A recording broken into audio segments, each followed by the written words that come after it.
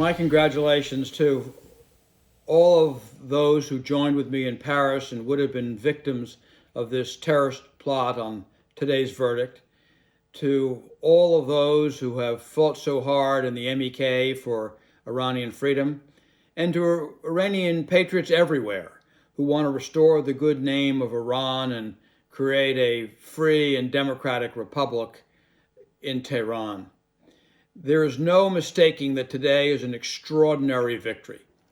These four individuals, posing as Iranian diplomats, agents of the regime, have been found in a court of law in a free, open, and fair process, guilty of acts of terrorism.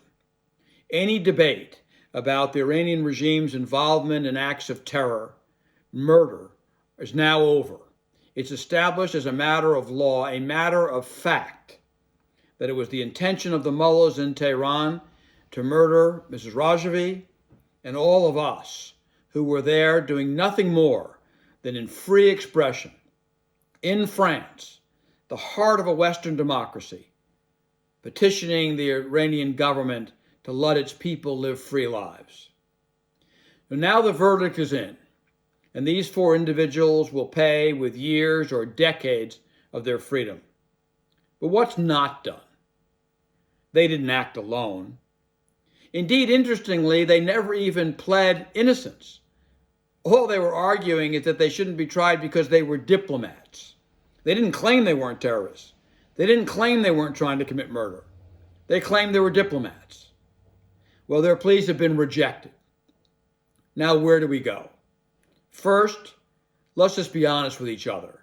While these four individuals were guilty, they were members of the Iranian government, agents of the Ministry of Security and Intelligence. The real culprit that should be on trial, Zarif, was not there, but he remains guilty.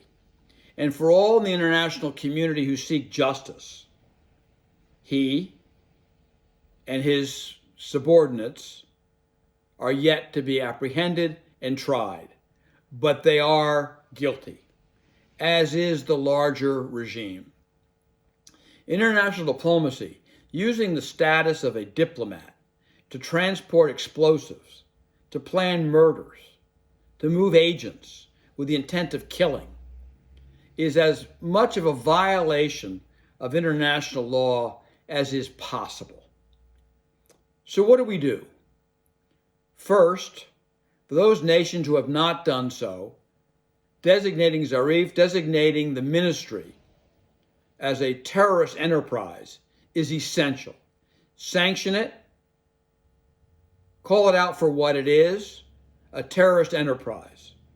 All Western governments, if you have confidence in your own courts, if you believe your own prosecutors, if you're willing to be honest with the evidence, what choice do we have?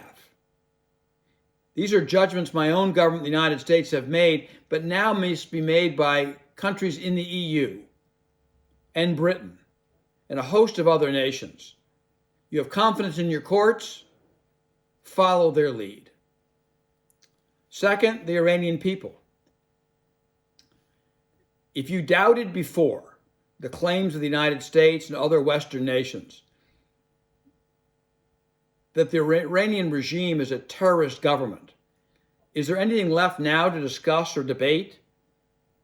In a free, open court, they have been found guilty of using their own agents to commit terrorism. So all of us have a role to play.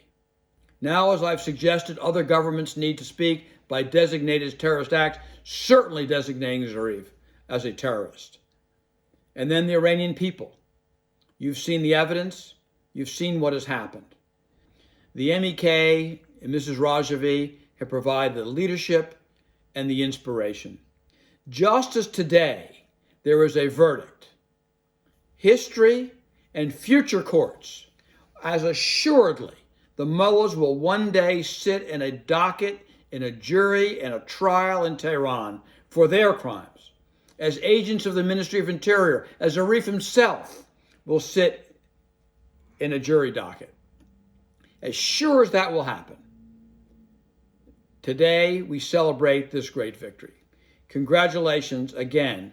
My thanks and admirations for the police, for the judges, for the juries of Western Europe. Thank you.